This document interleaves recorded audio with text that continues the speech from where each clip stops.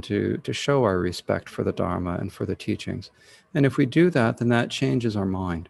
It helps you pay attention and receive the teachings better. So that's the reason for that. So let me get things set up here.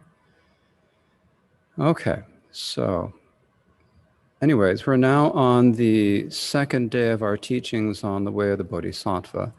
And we will begin by reciting the Vajradhara lineage prayer.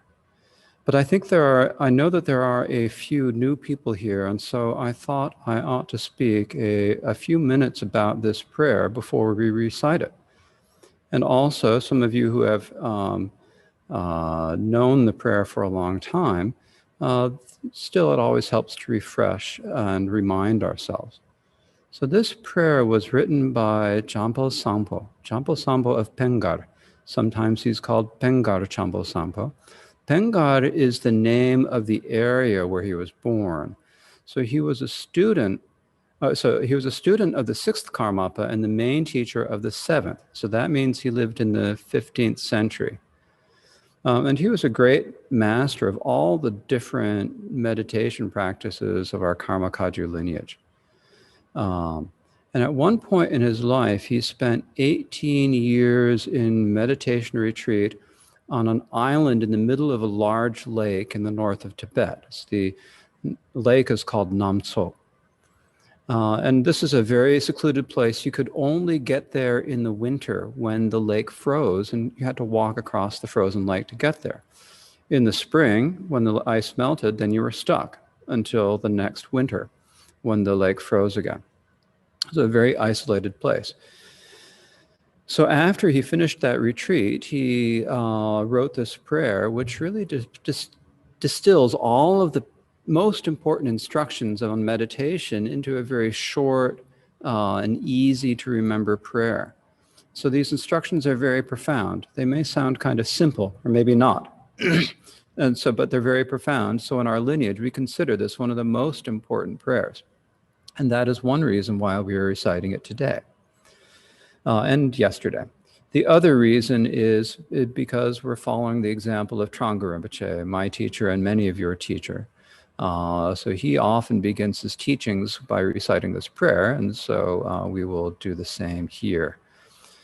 We don't really have time in the context of this teaching to go through the meaning of prayer in detail.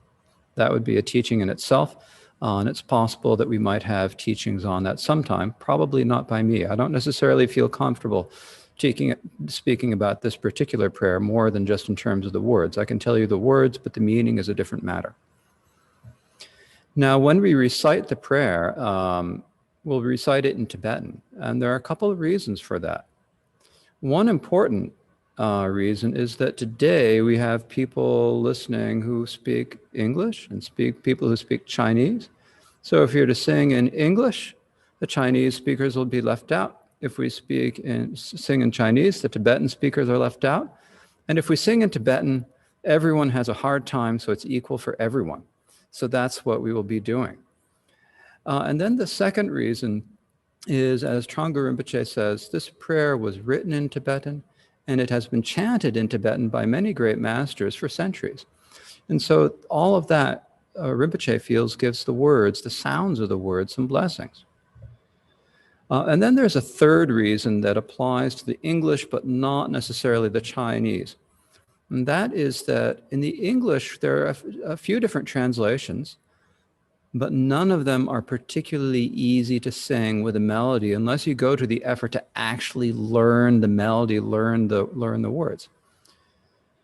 So with the Tibetan, there are 5 different melodies that we can be used, and actually there are dozens of other melodies that would also work with it. So you can sing a different tune every day depending on your mood and which one you find most inspiring. And singing with a melody helps us feel more inspired. So that's why we're reciting the prayer in Tibetan. So now I'd like to ask you to please think about how this prayer really encapsulates the most important meditation instructions of our lineage as you recite this prayer with faith and devotion. So let me get it up here. O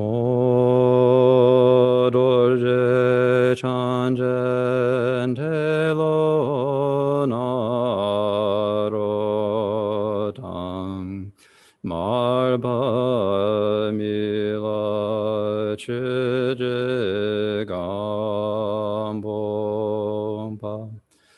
du som sheja kunjen garma pa cheje chunje jubar zinandang Jita tsasun balden rumbaso Salam chaja chilang anyebe Nyame drogun tabo kajula solva devso kajula manam Jubadzino nam tarjinjilo Shenlo gomji kangbar sombashin Senor kuna chajen me patam Sendide ta chebe gomjena Yegor jenba me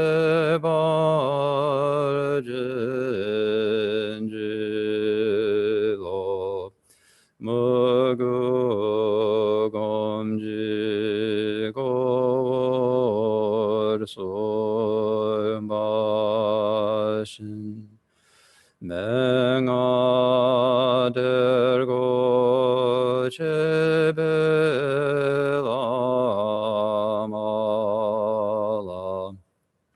Jundu solva debe gomjena Jemin mogu jewar jinjilo Yengme gomjing ujir sombashin Kanshar tobing o somate Madre de garjobe gomshena Gomjalo tangrawar jinjilo Nam dong o chegur sombashin Jiyamayun jiryang charvala Mangaro bacharve gonchena Korde yerme tobar jinjilo Kewa gundu yandala matang Dalme jigi palalon jim satalam jiyende radzonen dorje changin kompanyor topsho dorje changi gompang nyoto.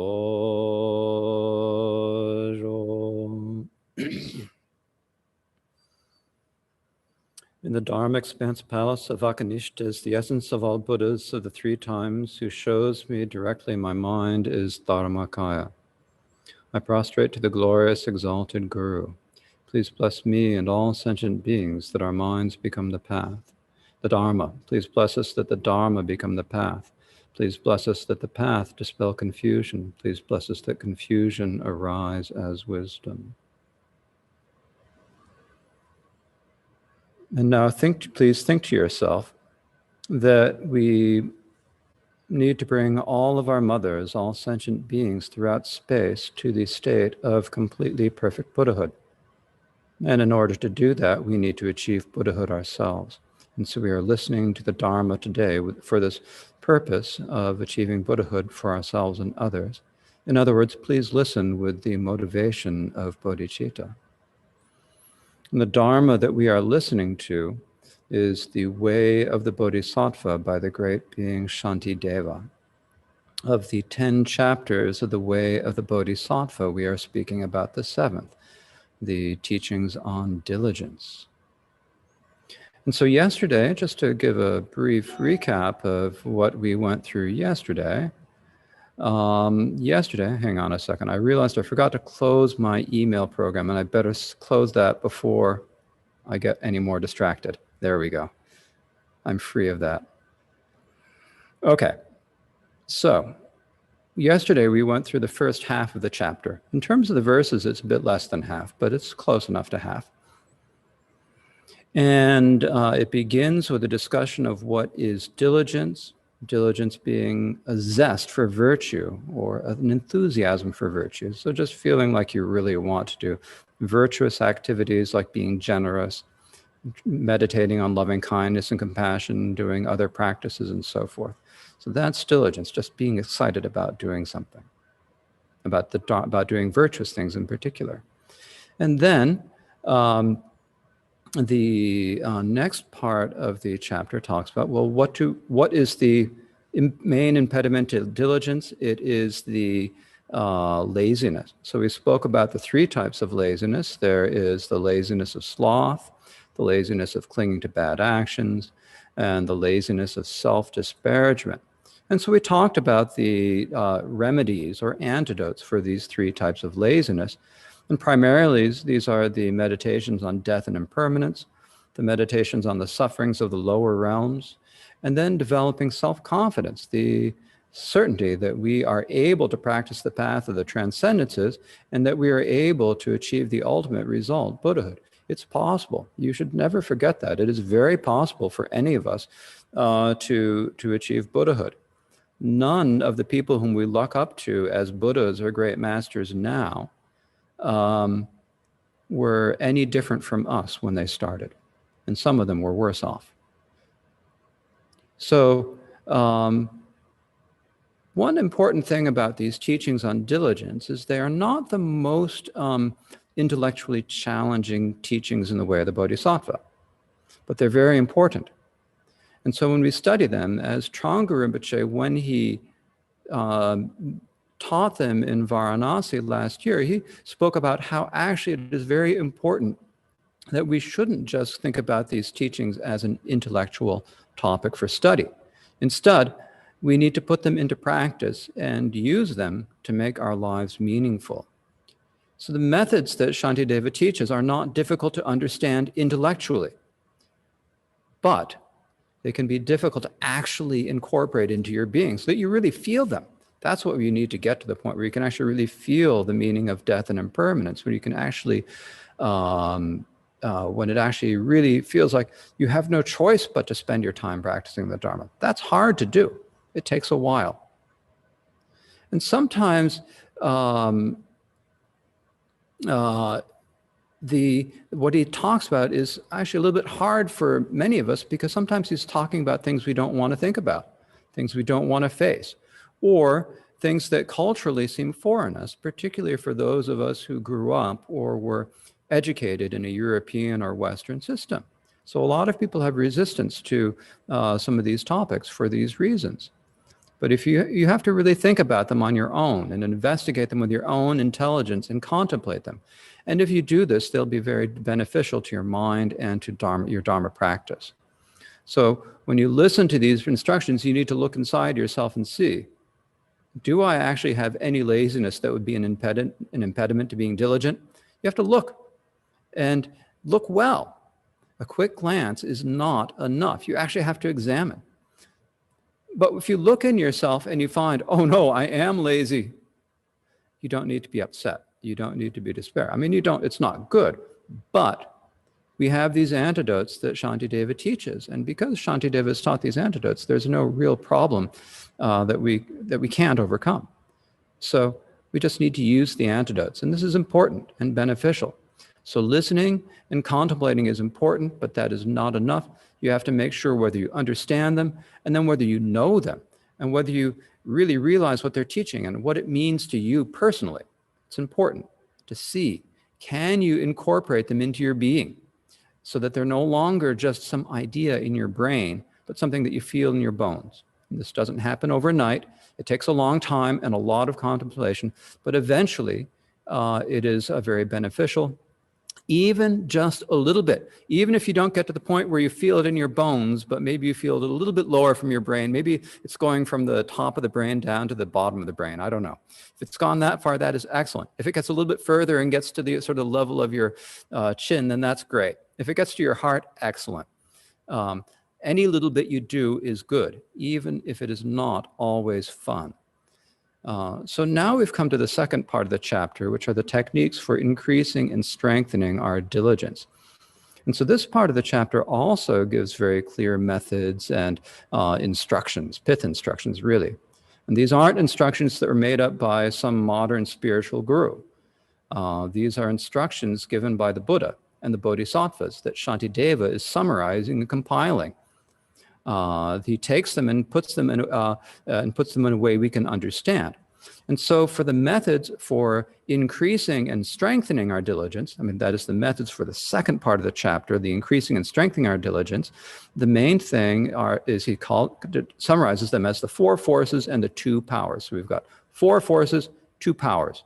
So when we talk about the forces and powers, these are capacities that we all have that we just need to increase and develop in order to increase our diligence. So the first of these are the 4 forces. So let me see what I can do about getting these up on the screen. I just have to do a few things here. As I twiddle with my computer, if you just hang on a moment. There we go. Okay, so the 4 forces, it begins in verse 31. There are supports for the diligence, and what they are is, as described in the verse, it says, to benefit beings, the forces are longing, steadfastness, joy, and deferring. Longing is born of fearing suffering and contemplating its benefits. Here, in the last line, there's this word its. It refers to diligence, contemplating the benefits of diligence. You can't complain to me about that. That is what I was translating. So if you are saying the antecedent of that preposition is not clear, you've got to talk to someone 1400 years ago. Okay, so here we are. There are 4 forces for diligence that Shantideva lists in the second line. And these 4 forces are called longing, steadfastness, or sometimes it's called pride, joy, and deferring or putting aside. He uses 2 terms for the second and the fourth. So longing, steadfastness, or pride, joy, and deferring. So longing means really wanting to practice the Dharma. You're longing, yearning to practice the Dharma. You think that it's really important. You feel like you have to do it, and you long to be able to do it. And steadfastness here refers to your confidence, knowing that you're able to do the tasks or the practices that you've set out to do, and refusing to be deterred or turned back once you have begun. And joy means delight in doing the practices of a bodhisattva. Then deferring means knowing when enough is enough. That means either you got to know when you need to take a break, or when you have finished something and it is time to move on to the next practice or activity. So these four forces go in a progression, because first you long to do something, right? You really want to do it. And then as you long to do it, then you are steadfast about doing it. You have confidence. And that once you have that confidence, then they have joy in engaging in that activity. And then at some point, you know when enough is enough, and you put it aside, whether you're doing it to rest or to move on to the next practice that you need to do. Now, the reason why these are called the four forces is because they are like the four forces of an army in ancient India. So, just as kings or monarchs would accomplish their ends through military might, depending upon the four forces. So the bodhisattvas also need to accomplish their ends of benefiting all sentient beings through the forces of joy, steadfastness, longing, steadfastness, joy, and deferring. So the Indian armies have the four different forces. The four forces are the chariots, the elephants, the cavalry, and the infantry. So longing is like the chariots because it directs you and steers you. It's like you're kind of steering that chariot. You're holding the reins so that it goes where you want to go. These days, you might think about it like a steering wheel, but in the old days, it was reins. Steadfastness means being unstoppable and irreversible. So that is like the elephants, because the elephant forces are just too big. No one can stop an elephant because elephants are huge and they have thick skin. Then the joy is like the cavalry, because when you're riding the cavalry into battle, it's just glorious and exciting and exhilarating. That's the same. And deferring means when knowing when you need to stop and hold your ground. So that's like the infantry. So those are the four forces, right? And then the second couplet teaches the causes of these. So the second couplet reads, longing is born of fearing suffering and contemplating its benefits. So explicitly, it's teaching the cause of longing, but the other forces develop naturally out of longing. So in effect, it is actually teaching the causes of all the forces. So it's giving two causes, fear of suffering and contemplating the benefits of diligence. So at any rate, when we want to talk about this, one of the things we actually have to think about is when you're thinking about the causes of fearing suffering and contemplating the benefits of diligence, this actually comes down to believing in karmic cause and effect. So I'd like to speak about karmic cause and effect now. Last year, when Trungpa Rinpoche spoke in Varanasi about this chapter, he also spoke about karmic cause and effect at this point. And so what I'm saying now is an elaboration on what Rinpoche said, but the basic meaning is what Rinpoche said. So that's what we're using. So what Rinpoche noted is that longing comes from faith. Actually, longing is a type of faith in a sense. You have to have faith in order to practice, otherwise you will not practice. So it's like the Buddha once said to his cousin and attendant, Ananda, Ananda, apply yourself to faith. This is the Bhagavan's request. In other words, the Buddha was saying to Ananda, you must have faith. Please have faith. So we need to have faith.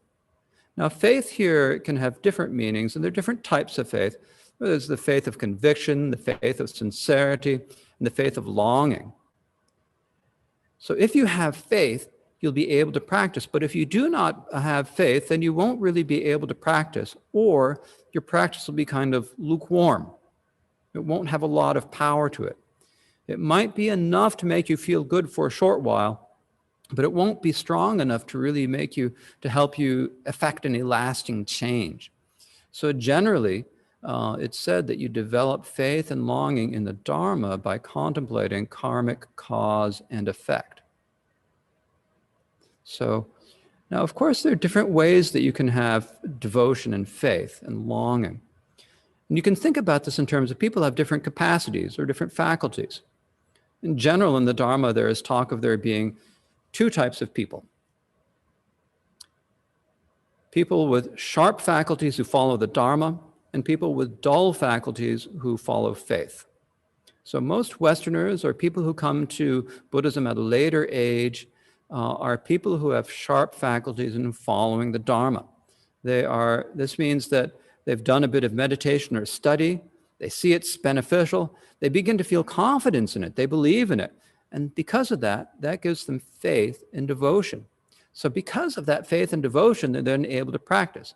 So that is having sharp faculties and following the Dharma. In other words, kind of knowing what you're doing, right? Not just taking it out of blind, I'm going to do it because. It's like knowing what you're doing. Now, having dull faculties and following faith means most often that you were born in like a Buddhist country or a Buddhist family, and everyone around you was Buddhist, and you just became Buddhist by default. It's like, just happened. You were in a Buddhist environment, so you became Buddhist. You didn't think about it too much. You just believed because that's what you do. This can also be very good, actually. We think about it, we'd say, kind of talk about it as disparagingly as blind faith. But there's a lot of benefit to it, too. You have to appreciate that there is benefit that comes for it. For example, Tibetans, a lot of Tibetans, they have incredible faith in the Dharma, but they don't really know about it. But their faith puts the rest of us to shame. Like when Trungpa Rinpoche went to the opening of the new Trungpa Monastery, or the rebuilt Trungpa Monastery in Yushu in 2015, there were tens of thousands of people who came to see him. And many of them had like tears in their eyes or had some other obvious expression of faith. So when the Tibetans begin to practice the Dharma, they naturally or they culturally have a lot of impetus because of the strength of their faith. That being said, having sharp faculties and following the Dharma is generally more stable because you believe from the strength of your own intelligence and experience, so your faith is not as easily shaken. So for all of us who have encountered the Dharma later in life and analyze it before necessarily accepting it, we can have a strong and stable foundation of belief and of faith. But there's one problem here, in particular for Western Dharma practitioners. Rinpoche says, there are things that I might say, but this is something Rinpoche said. And the fault that Rinpoche said is that people do a little bit of practice, and they use their intelligence, they have some experience from their practice, and as a result, they develop faith in the practice of meditation and in its benefits. So that is good. But they do not believe in karmic cause and effect or in past or future lives. They do not examine carefully, and they have trouble believing it. And actually, when I look at it, I think that this is not actually something you can't really blame people for it, because it's kind of foreign to us to begin with. For many, there are Westerners who have no problem believing in past or future lives and reincarnation and karma. But there are a lot of people who do have difficulty at first. For example, I didn't immediately believe it. And when you look at the materials that are available in English about Buddhism, a lot of the popular materials and a lot of the websites like Tricycle or Lion's Roar rarely mention past or future lives. They rarely mention karma. There's a lot of talk about the benefits of meditation as you see them in its life. Stress reduction, whatever. Now, these benefits are important, but there's almost nothing in the popular sort of Western Buddhist literature about the benefits for future lives or achieving liberation from samsara, much less achieving Buddhahood. So the popular Buddhist authors, and even there are even popular Buddhist authors who deny reincarnation, who say there is no karmic cause and effect. They say that the material on karmic cause and effect on reincarnation was added by later people. But if you're going to say that, you have to probably discard about half of the scriptures in order to say that.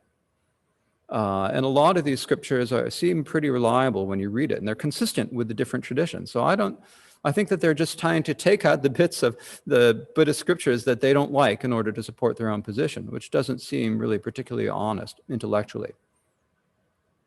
But at any rate, these teachings on karmic cause and effect and past and future lives, they don't really fit with our kind of preconceived Western ideas. And so as a result, what is happening is we are taking Buddhist meditation techniques and co-opting them into a self-help method for feeling good in the here and now. It becomes a way to have personal happiness in this lifetime, a stress reduction method, or as even, especially in recent years, as a tool for social change. So these are actually taking concerns that are important in Western society and trying to bring Buddhism or Buddhist techniques to apply on those concerns. And I think that's fine. In one level, it's fine. Because if they're helpful, they help you in this lifetime, excellent. If they help bring about positive social change, excellent.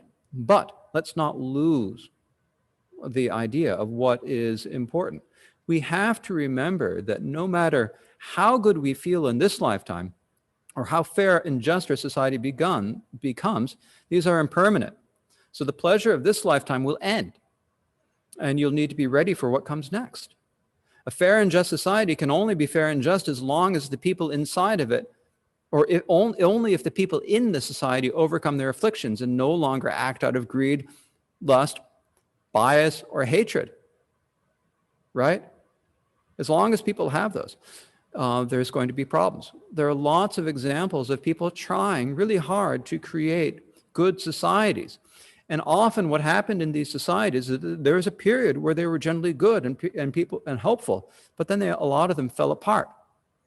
In the United States history, we see a lot of examples from the 19th and 20th century and in the actually throughout the 20th century, when people started a lot of utopian communities or later hippie communes and whatever. And people started out with high ideals and good intentions, but they fell apart because of the failings of their individual members, mostly. Some are probably still fine.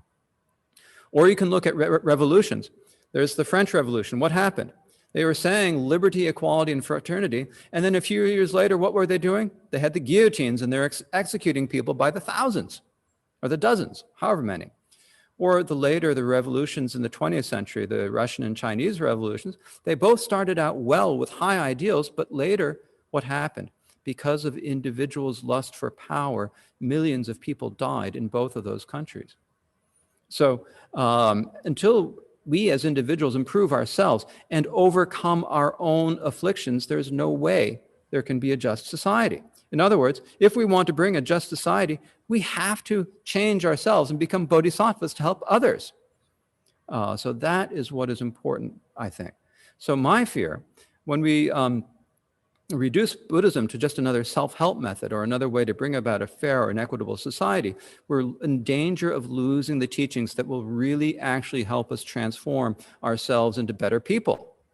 If we want to be better people, we have to pay attention to karmic cause and effect, because our actions matter. They matter for those around us, and in particular, they matter for the future, the long-time future of many lifetimes. So if we actually genuinely practice, instead of thinking about benefit in this lifetime, but thinking about the benefits in the future, that will bring benefits in this lifetime, if we practice properly. Because if you are practicing with a focus on happiness in this lifetime, you're limiting yourself and you won't have much benefit. You're working on your attachments. If instead you completely give up on this lifetime and truly feel that no matter what happens in this lifetime, it's fine, I'm thinking about the future, then actually anything that happens in this lifetime is fine, and you can put up with it. So you have much greater benefits in this lifetime. So the reason why we suffer in this lifetime is we're too attached to things that create suffering for us. If you stop caring about them entirely, you'll be much happier, right? So, of course, it takes a while to do that.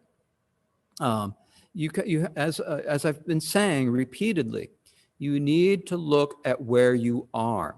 And at this point, you may not be able to make radical choices as the great masters of the past did. but you can push yourself. When I say you need to look at where you are, that doesn't mean just sort of sit there and kind of enjoy what you're doing, because generally, if you aren't making practice on the path to Buddhahood, you aren't doing enough. We've got to do a little bit more. So we shouldn't take our own preconceived ideas, and we may not even realize that they're preconceived ideas, as the complete and total truth. We have to examine everything carefully, else we won't get much benefit from our practice. We need to think about the preciousness of this opportunity and how fragile and transient it is. And then we need to see what more we can do and push ourselves outside of our comfort zone just enough. And if you do this, then you will see results. But it's not always easy, particularly when you're talking about meditations like karmic cause and effect, impermanence and such. They're just not, they can feel heavy at first until you really get into them. So anyways, as Rinpoche said, when we meditate and we feel benefits, and then we feel safe in doing that because we can do it without challenging our own cultural ideas. When it comes to karmic cause and effect, we're not willing to go there. Dharma centers don't teach it. Buddhist publications don't teach it. And lots of people would rather not think about it. It just challenges too many assumptions. But it is important for us to believe in karmic cause and effect. It's the basis of Buddhist teachings. You can only truly have faith in Buddhism if you believe in karmic cause and effect. So basically, when we practice the Dharma, there are three different basic attitudes that we can have. There's the correct worldly view, there's the wish for enlightenment, sometimes translated as renunciation, and bodhicitta. So these three: correct worldly view, the wish for enlightenment, and bodhicitta. So generally, the bodhisattvas should have the motivation of bodhicitta, which is why, Shantideva talks about it. He's writing for beginner bodhisattvas. Then there's Shravaka disciples, or the people in like the Theravada tradition, and their goal is to achieve liberation or emancipation. So ordinary individuals, if you can or should have the correct worldly view. And this correct worldly view, when we say the correct worldly view, what is meant is to understand karmic cause and effect, and then practice the 10 virtuous actions and give up the 10 unvirtuous actions. So this view is really critical, because if you don't have the view, you will end up, you'll be in danger of ending up in a bad place next time around, because you won't be careful. So the Buddha taught this in the Udanavarga, which is a collection of verses. Actually, the Buddha taught it, and then other people collected it into the Udanavarga, which is a collection of verses the Buddha spoke on different occasions. This is very similar to the Theravada collection called the Dhammapada. So at any rate, one verse in there in the chapter on carefulness says, all those who predominantly have the proper worldly view won't go to lower realms for 1,000 lifetimes. So if you understand karmic cause and effect, you'll be careful about your actions now, and you will not fall into a lower realm in your next lifetime. It's also beneficial in this lifetime. You'll have an easier life and your mind will be calmer. But this lifetime is short and the next lifetimes are much, much longer, so it is important for us to focus our intentions on them. As Shantideva says later in the chapter, and you'll see these verses later, so I won't show them at the moment. The sage has said the basis of everything virtuous is longing. The root of that is meditating on the full ripening of results. Sufferings, unhappiness, dangers of assorted types, and deprivation of desires occur because of committing misdeeds. Wherever they go, those who perform the virtue that their heart desires will be welcomed with offerings resulting from their acts of merit.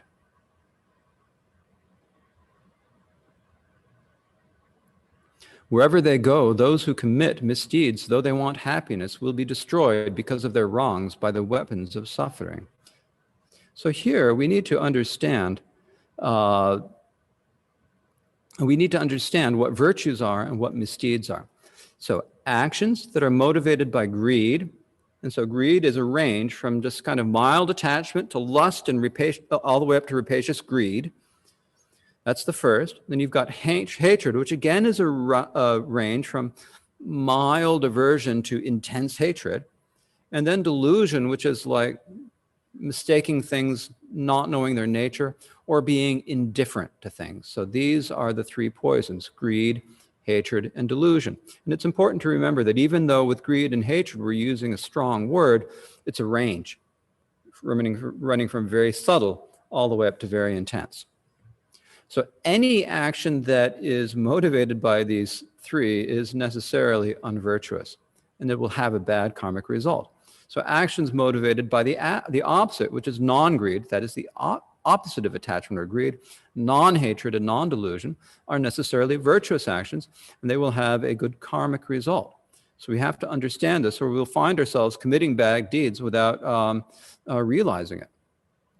So like for example, these days, people often talk about euthanasia, or these days we call it physician-assisted suicide.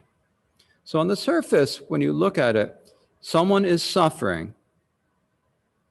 They're about to die. If they die sooner, we think they'll have less pain, or so we think. So many people would also consider this to be a compassionate act, killing people out of compassion. But then the logical conclusion, if you're thinking about it, that is, if you want to free anyone from suffering, then the best thing to do is to kill them.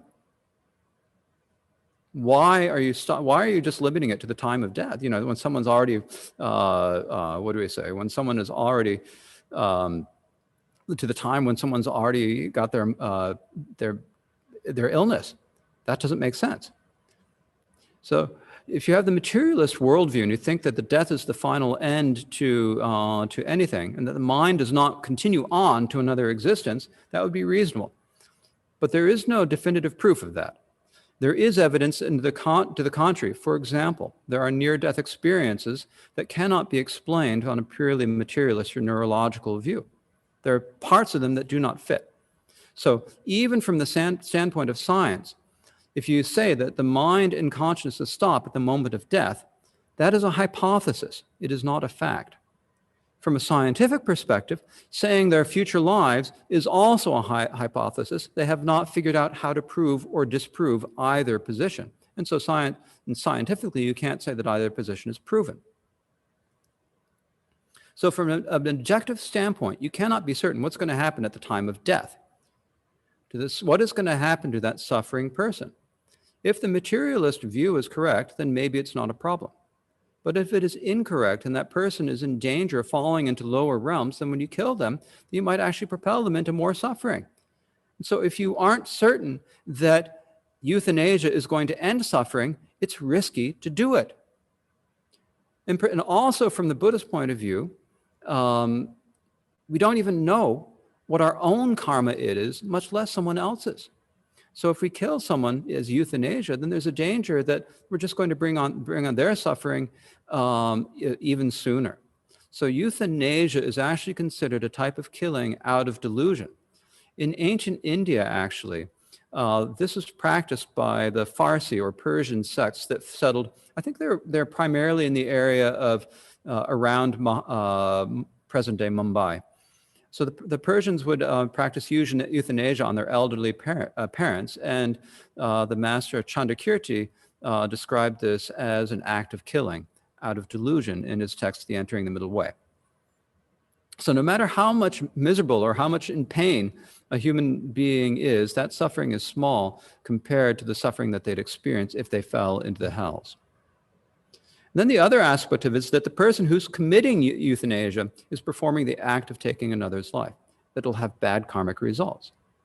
So if you look at euthanasia from the perspective of karmic cause and effect, you understand karmic cause and effect, you would say, I don't even know if karmic cause and effect is true, but if there's a chance that it is, no way. If we only look at it by looking at it in terms of the short-term effects with our kind of myopic view of this lifetime, we could get into a lot of trouble. Everything is interconnected, but we can only see a few links of the interconnections, not the entire chain of events that our actions will set into motion. For example, someone invented plastic. Great. 1940s, 1950s? Excellent. What has happened with plastic now? The oceans, the air are polluted with microplastics everywhere. There is nowhere on this earth that is not covered with microplastics. And it's polluting and poisoning our environment and ourselves because we just didn't see the whole thing. So even if you don't feel that you can prove the existence of past and future lives, you cannot disprove them either. So it's really important to take them into consideration. Like with euthanasia, the result of the euthanasia is likely that both the person who's euthanized and the physician doing it end up experiencing terrible suffering. So if you understand karmic cause and effect, this will help you make better choices now in this lifetime.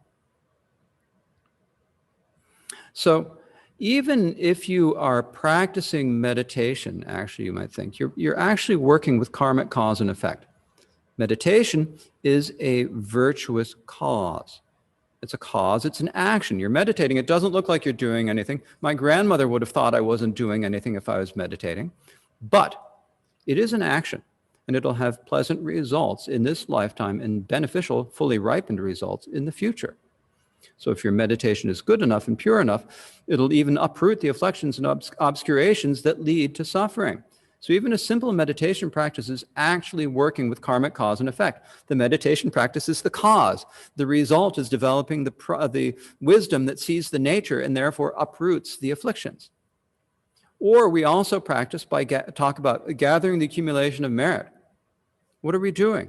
We're training ourselves by doing virtuous acts like generosity, discipline, and so forth. That is also working with karmic cause and effect.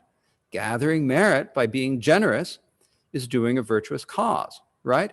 It calms your mind now, and it will ripen as a good result in the future. Now, the problem is that it's easy to sort of begin to think, well, it's probably important, but it's hard to actually believe it. It's actually not that big a problem, though, because if you can be honest with yourself and keep an open mind, what is important is you must not close the door on it. You have to at least leave open the possibility and be open-minded about future lifetimes and karmic cause and effect. Then you can think about it and investigate it on your own and come to a certainty on your own. So last year when Rinpoche taught this, he talked about his own life, about how only karma could really explain it. So Rinpoche was born in a place called Ralunda, which is, I don't even know if it rises to the level of a village. It's in eastern Tibet, a very remote place. It's hard to find on a map. And there are very, very few people there. So when Rinpoche took birth there, did he specifically choose Ralunda? Did he have a map of the globe? I'm going to be born there? Rinpoche said no. He was blown there by the winds of karma. He had no choice. How could he have found it? And he didn't choose a good time to be born there either. In the past, lamas, people in Rinpoche's position would have spent their 20s and 30s studying and meditating and in retreat. But at the time Rinpoche was born, when he got into his 20s and 30s, what did he have to do? He had to run a monastery, then flee and go to India and rebuild everything from scratch. So this is also a ripening of his karma from the past. And so Rinpoche looked at that and these coincidences and saw it as the ripening of karma. We can also do the same contemplation for ourselves. For example, with me, I was born with every advantage you could have, except being filthy wealthy. I was born in a comfortable middle-class family, but with every other advantage. And that wasn't because of anything I've done in this lifetime. In fact, when I look at my lifetime, I kind of see it from the Marxist perspective. A Marxist would look at my lifetime and say, social parasite. And I'd have to say, actually, yeah, I'm a parasite. I'm in a very privileged position. And this is all by the happenstance of my birth. And the later, my good fortune of meeting Rinpoche, which I think also must have happened out of karma. I mean, I had no idea what I was getting into. So I don't see how it could have been random. So I think the only way that this could have happened is that the being who was the earlier one in my previous continuum, I can't say it was me, but that being did something good that put me in a good position. And so here I am. And I'm reaping the benefits even though I can't take credit for the actions.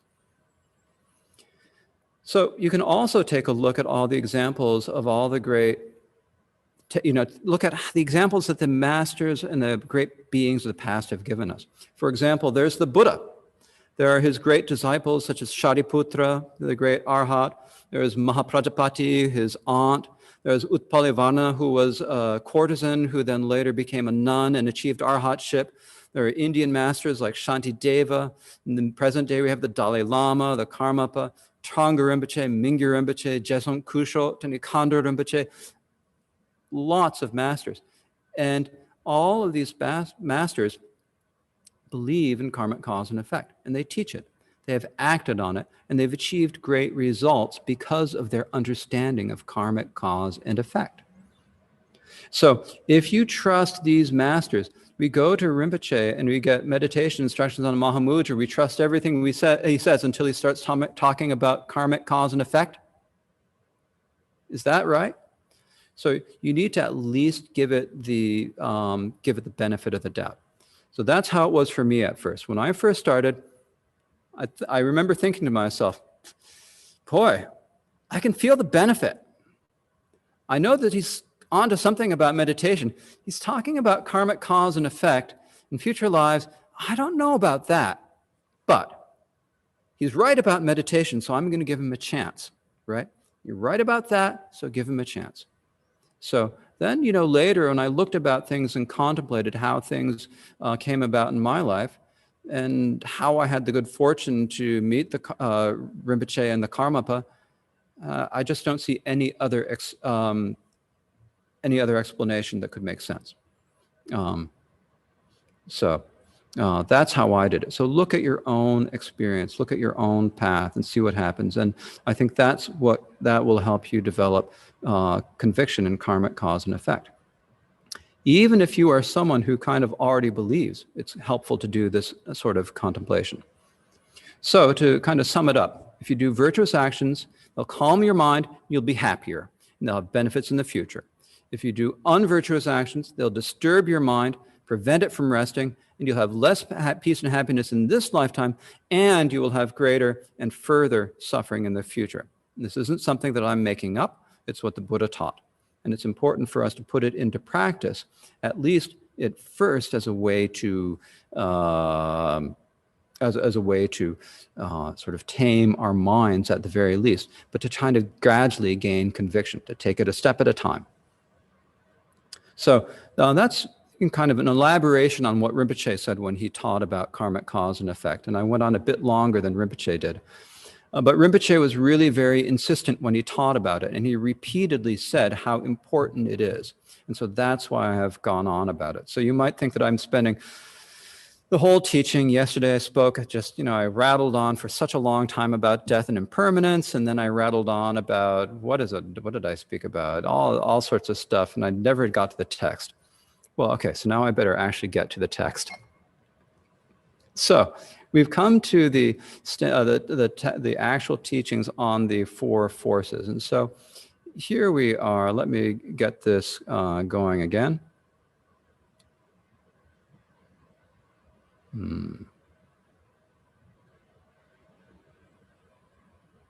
Okay. So here it says, verse 32. So give up what is contrary. By force of effort and mastery of longing, pride, joy putting aside, strive to increase your diligence. So first, we have to give up laziness, which is contrary to diligence, an impediment to diligence. And then we need to be diligent and make effort. And we do that with the four forces. So we've got the force of longing, really wanting to practice, really wanting to achieve the results. And we've got pride or steadfastness, which is being confident that you can overcome the afflictions. Joy, the delight that you feel that you can as you do the bodhisattva activity, and then putting aside or deferring, which is knowing when you should take a rest or move on to the next practice or activity. So that's kind of like an overview of it. So the actual practice of the four forces. So we begin now by speaking about the four forces each in turn. And so we'll start with the passage on longing. And so this passage on longing begins with two stanzas, begins in stanza 33. It says, "My own and others' infinite wrongs are mine indeed to eliminate, but every single fault will take an oceans of eons to extinguish. And I don't see that I've begun to exhaust them even the slightest bit. Infinite suffering is my lot. Why does my heart not burst apart?" So these two verses talk about the longing we should feel to overcome our own faults. So we have to remember that Shantideva is talking from the perspective of a bodhisattva who wants to bring all sentient beings to Buddhahood. So that's why he's saying in verse 33, "My own and others' infinite wrongs." So let me see if I can get back there. All right, "My own and others' infinite wrongs are my own indeed to eliminate," because he wants to do it for everyone. But it takes a long time to do that. In the sutras, it says that the path, it takes a very long time. So that's why he says an ocean of eons. So if he doesn't do it, do what he can to eliminate the faults, then he's going to experience infinite suffering. And not only that, if he gives up, then he's kind of broken his promise and will experience more suffering. So what he is saying really here is that we really should really deeply, deeply want to eliminate our own and others' faults. And if you don't have the longing to do so, you won't be able to eliminate your own faults, much less anyone else's. So longing is really important.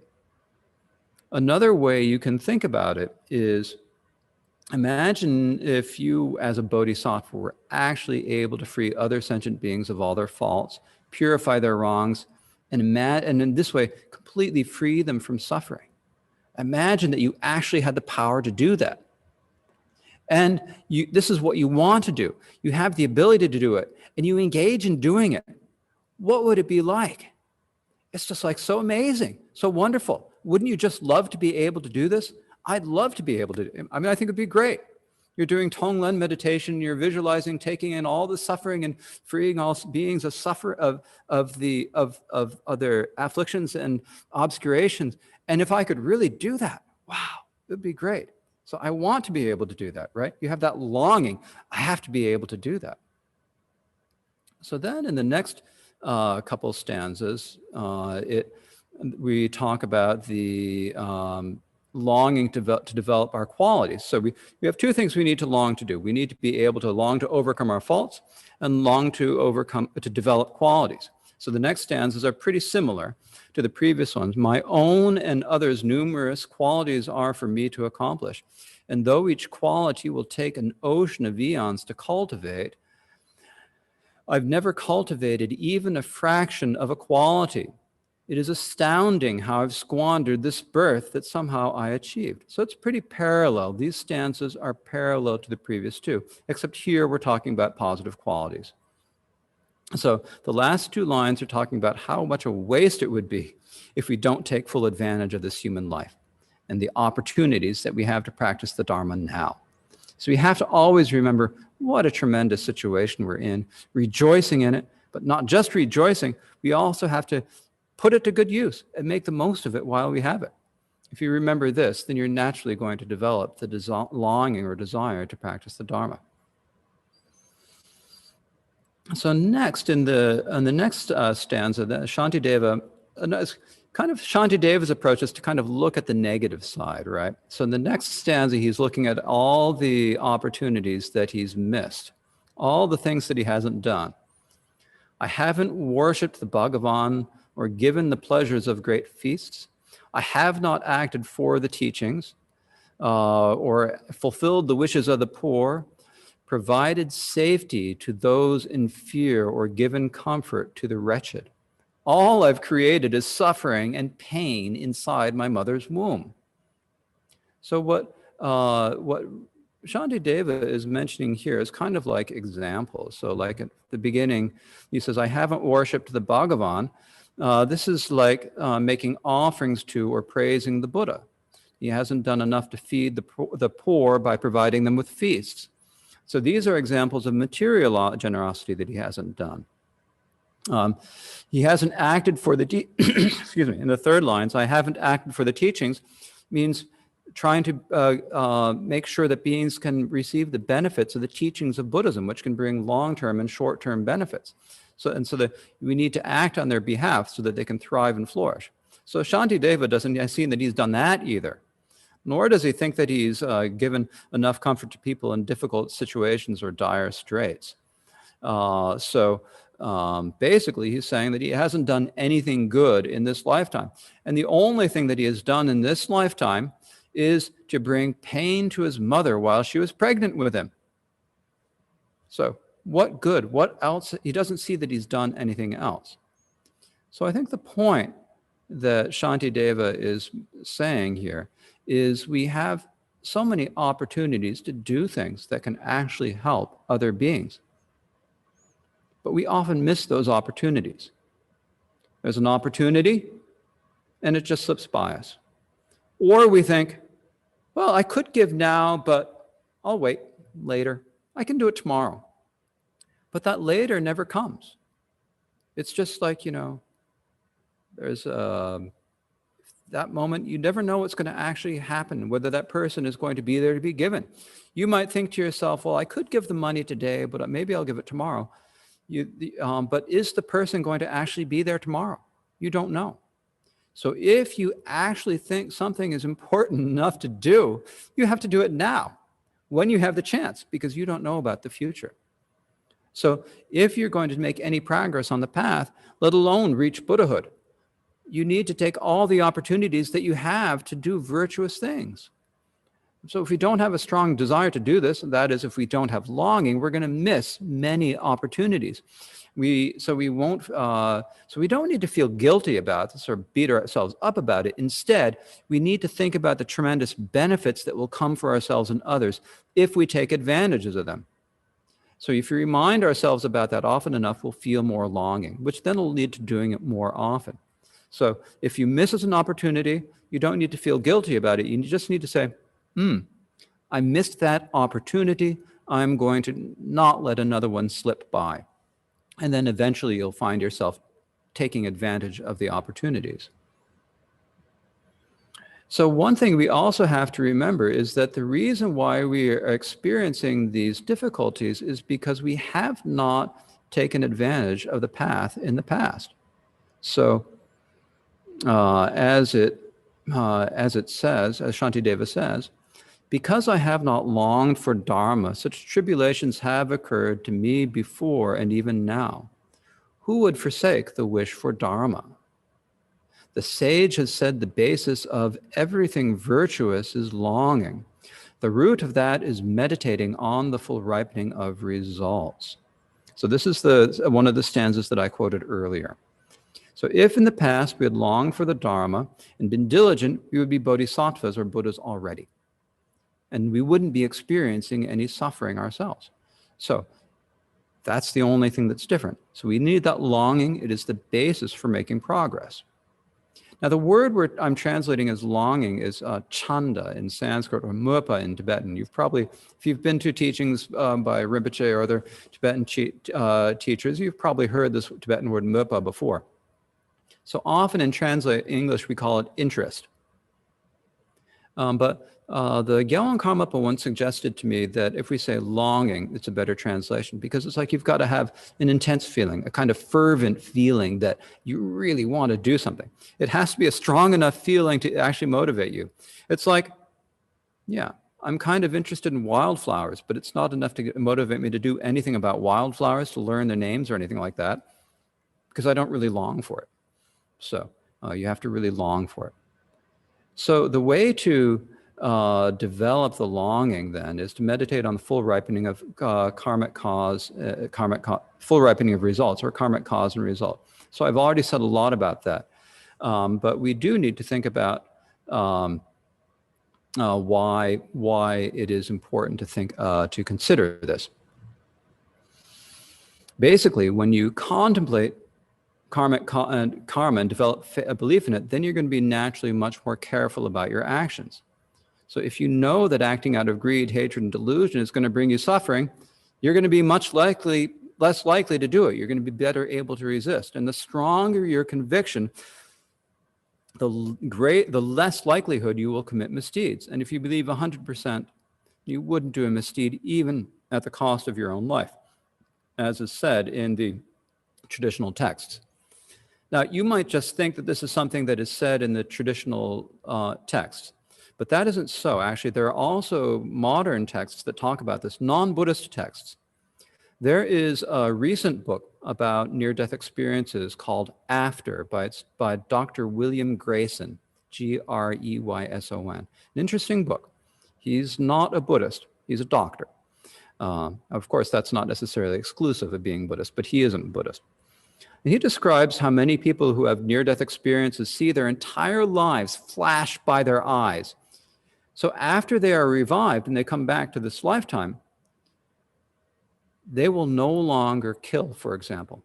So a lot of policemen or soldiers who have had near-death experiences refuse to kill. And because of that, they're unwilling to use force, so they have to quit their jobs because they're just no longer willing to do what you need to do to be a policeman or a soldier.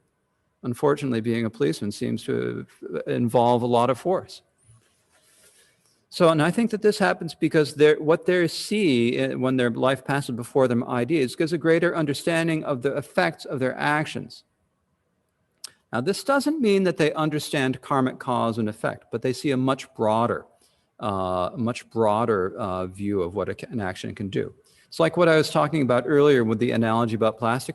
You just don't see. Well, if you look a little bit, think a bit more clearly, then you see a little bit more about what is going around, even if you don't actually see the entirety of karmic cause and effect. So, as Rinpoche said, when we say virtue is actions that benefit ourselves and others, and misdeeds are actions that harm ourselves and others. And so this isn't arbitrary. It's not just what some being says. It's a matter of cause and effect. So if you plant sweet seeds, you'll get sweet fruit. And if you plant hot seeds, you'll get hot fruit. If you act badly, you will experience suffering as a result, not a punishment, as a result. And if you act altruistically, the result will be one that you desire. So Shantideva describes that here, saying, oh dear, I think I skipped a verse. Did I skip a verse here? Hang on. Yeah. Oh yeah.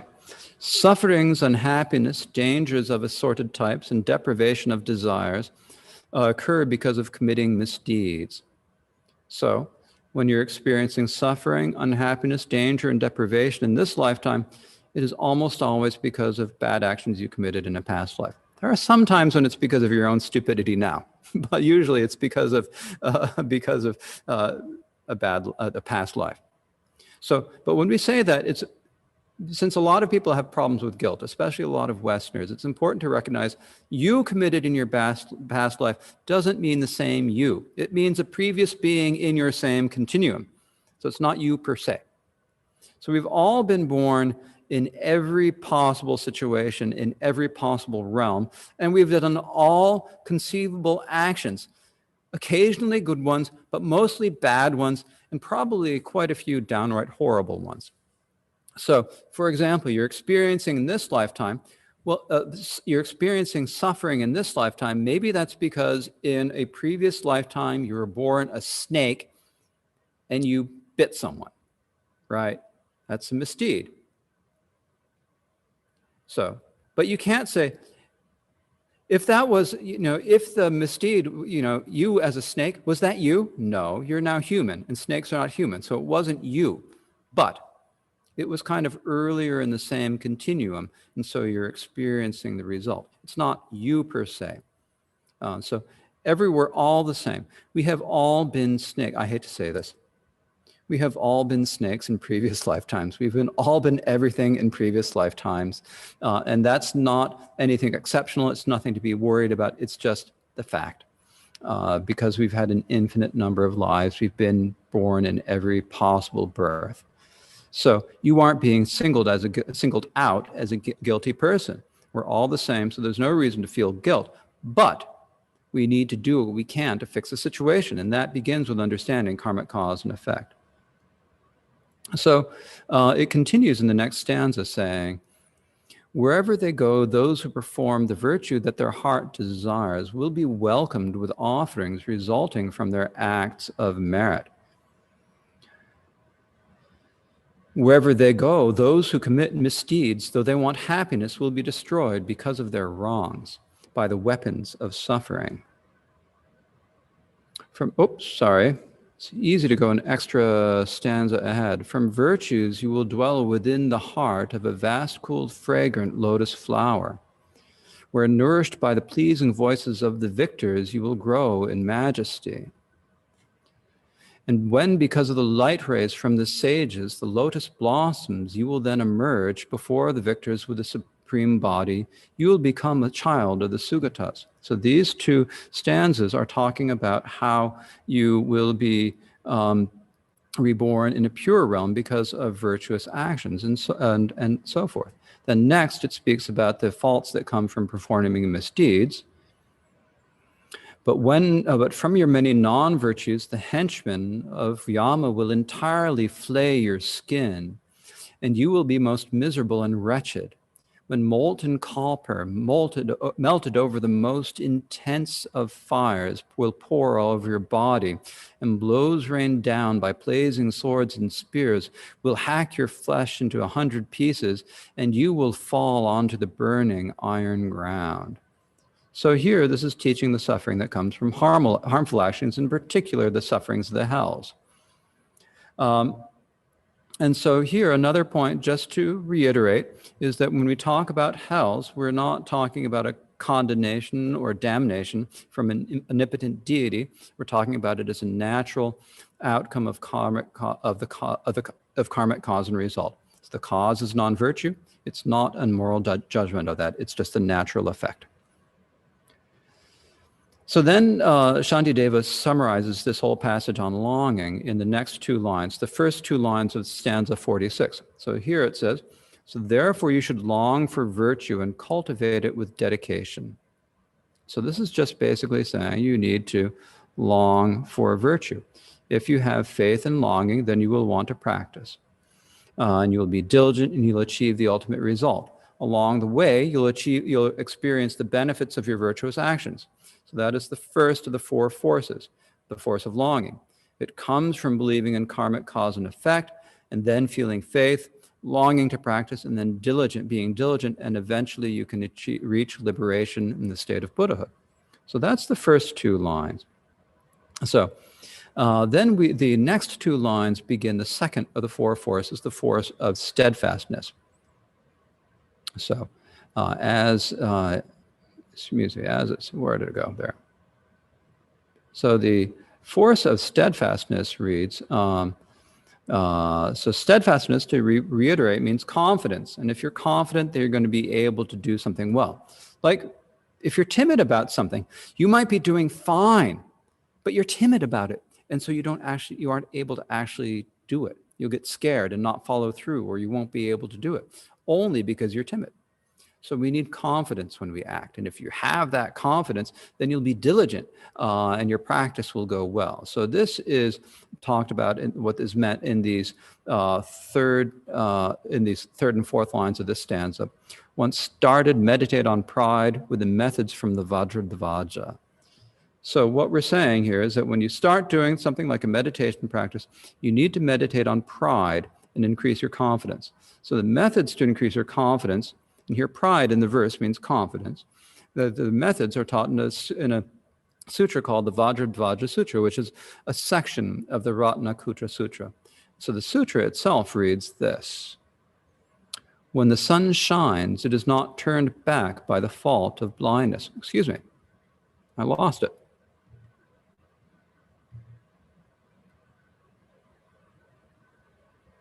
When the sun shines, it is not turned back by the fault of blindness. It is not turned back by the faults of dust and the smoke in the sky, or of separate shadows or uneven mountains. Likewise, the Bodhisattva Mahasattva's profound and vast mind and indomitable thoughts are not turned back by the faults of sentient beings' suspicious ways. They are not turned back by the faults of unruliness. The armor of enlightenment is not stopped by the depravity of sentient beings. So here, this is saying that being steadfast means that you're being so confident that no matter what you encounter on the path, nothing can stop you, nothing can turn you back. You're dauntless. You won't get discouraged. No matter how difficult the people you have to deal with or how desperate the situation might seem. So if you are confident, everything is easier.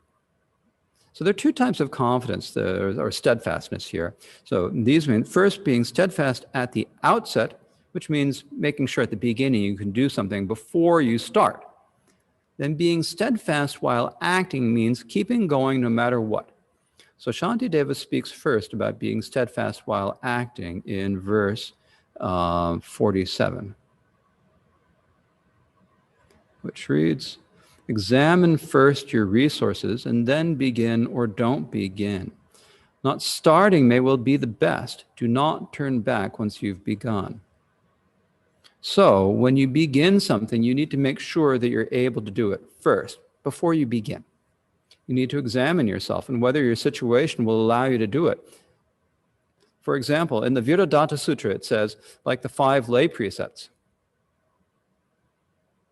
if you cannot keep all 5 lay precepts, then keep 4 or 3 or 2 or at least 1.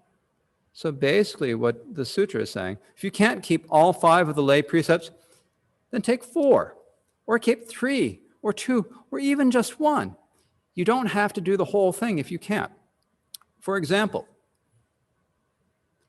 if your profession is you are a hitman, you have no choice. Well, you can still give up stealing and sexual misconduct and lying and alcohol. Well, but then you think about it. Well, if I'm a hitman, I can't lie. I have to lie. Otherwise, people are going to figure out what I'm doing. So then you can still keep the other 3, right? You can keep the not stealing and the no sexual misconduct and the no alcohol. But then you might think, well, no, because I'm a hitman, I'm in the mob, so I have to steal too. But I can at least keep the other 2, right? You can sort of think in, that's another way you can sort of think about it, right? You do the ones. Now that's a stupid example, but basically that's what we're meaning here. So you do what you're able, but you should also stretch yourself a little bit. And so you start small and you gradually get bigger. That's better than starting something huge, finding you can't do it and giving it up. So Shantideva explains why in the next stanza, which reads, for with that habit in other lives, misdeeds and suffering will increase, or else the time of the result will be diminished, unaccomplished. So if you get in the habit of not finishing what you start, that'll carry on into the future. And as a result, you'll just get careless and you'll then end up committing more misdeeds, first small ones and then big ones, and you'll experience more suffering. So, or even if you manage to avoid doing anything terrible, the result will be lessened or it'll be diminished from what it would have been had you actually done the practice fully. Or it'll take longer to achieve any results from practice. So that is enough for today, or this morning, I should say. Morning or this early afternoon, whichever it happens to be for you. And as I said yesterday, I think we've got a little bit of time for questions now. Now, with the questions, the way we'll do the questions is there's a good number here, so you can ask your question. With the questions, though, we have the Chinese and the English, and so I think for the translation, it's going to be better if we do the question and answer with sequential translation now instead of the Chinese translator. Because you never know what's going to happen in questions. And so to give him a better chance of doing well with the translation, I'd like to ask him now to come back on to the main channel so that we can have the question and answer with sequential translation. So what I would like to, so now does anyone have a question? You can use the put your hand up feature. There's the, what is it? There's the way you can raise your hand or something in anyone have any questions? I'm looking. I've got 2 screens of people. I don't see anyone yet. Usually there has to be someone who's willing to go first. Okay. There is in reactions, yes, there is the, what do we say? There's a place in the reactions, there's a way to raise your hand if you click on the reactions button. Any questions? Oh, yes, we do. Lyle Weinstein has a question. Please, Lyle. Thank you for the teachings, Khenpo. The question I have has to do with the discussion of euthanasia, if you will. Mm-hmm. But there is curious about your view on the distinction between actually doing something to end your life as opposed to not doing anything to extend it. Mm-hmm. Okay, let's ask Jeff to translate the question into Chinese first. Mm-hmm.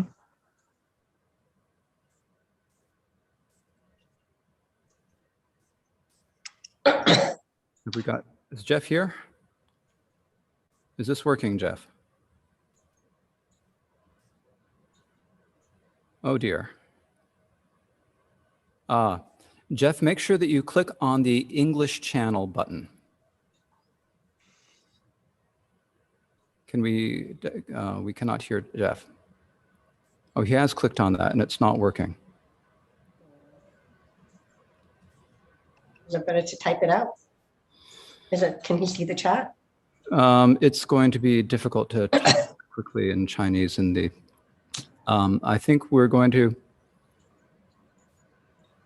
let's see. Maybe he can repeat it. He's back now. He's back. Okay. I think that this function, it's supposed to work automatically for him to be able to switch to both to the English and the Chinese, but that hasn't worked. So what I will do instead, can you, Chinese listeners, can you hear Jeff over the Chinese channel? No? Can you hear Jeff? Chinese speakers? No. Well, what I'm going to try doing is I will give the answer. I'll repeat the question slowly, and then I'll hope that Jeff can keep up with me as translating on the Chinese. So the question is essentially, is there a difference between committing euthanasia, and that is killing someone who is nearing the end of their life, actively doing something to end someone's life, and letting someone who is in the dying process and die naturally? So there is a big difference. Of course, everyone is going to die. So when you let someone die, because you see that there's no point in trying to sustain their life, or they do have no desire to, I mean, all our lives are going to come to an end. That's not actually engaging in an act of killing. Unless you see it as, I'm not going to act, what is it? If your motivation is, it depends on your motivation, really, but generally it's different than actually actively ending a person's life. So stopping medical treatment when there's no hope of recovery is an instance not of killing, but it's an instance of, you just realize that what's going to happen is going to happen. So it's different. Okay. Has anyone else have a question? Or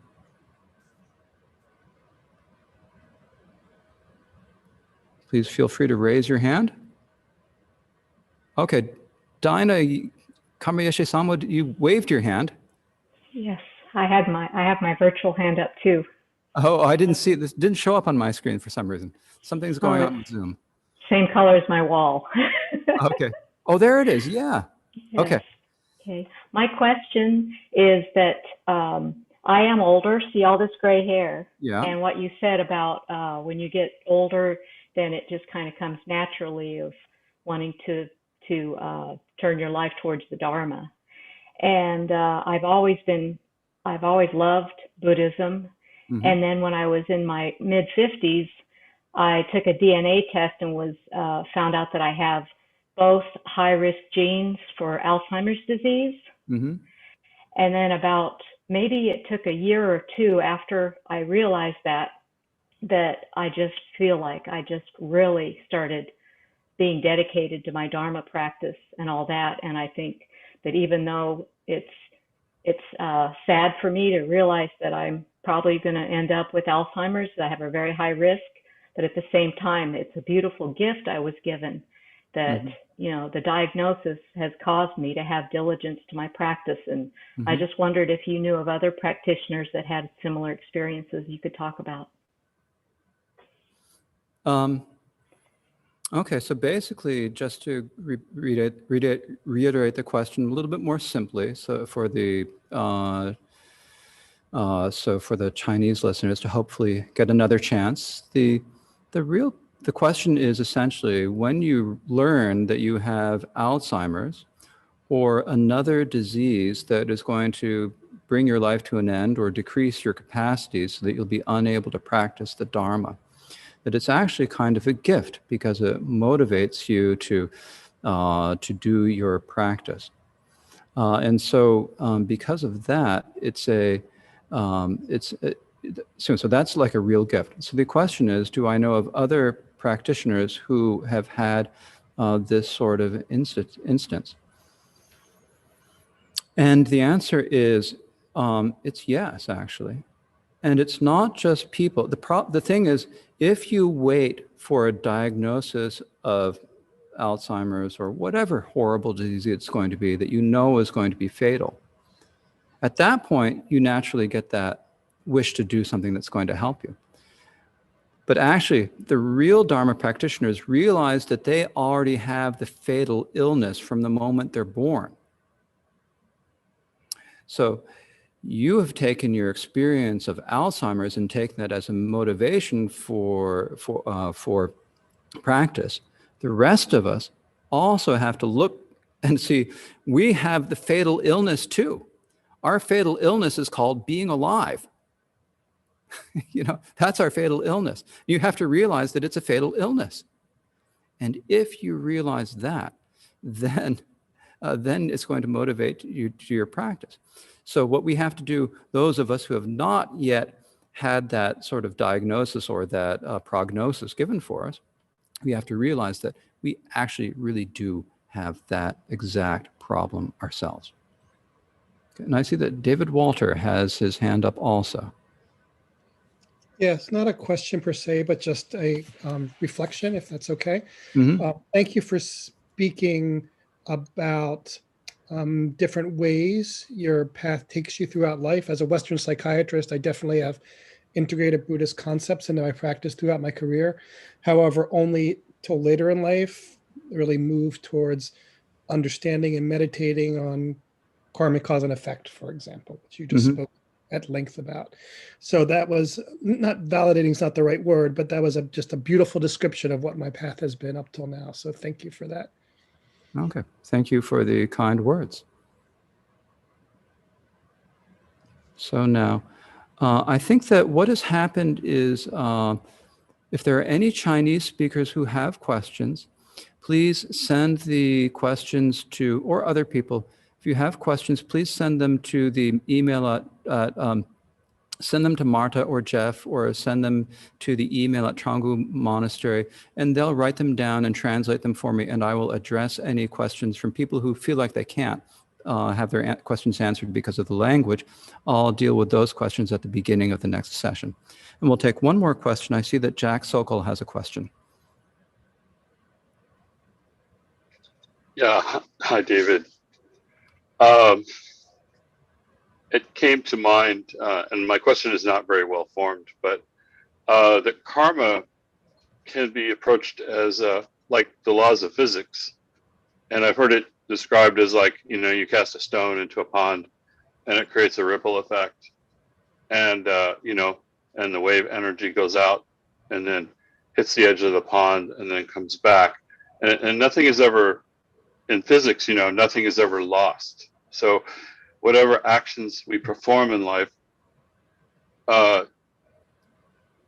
exist kind of forever.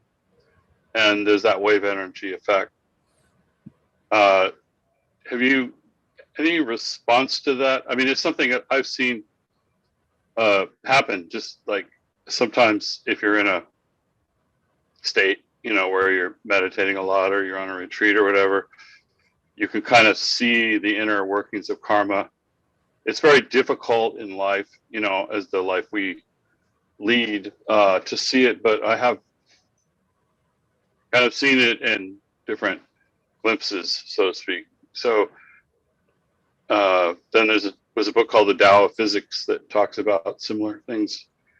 And I think physics is starting to come around in that area, and also David Bohm, of course, the famous physicist who worked with Krishnamurti, you know, would also speak to that effect. I'm not an expert, but I just thought I would bring this topic.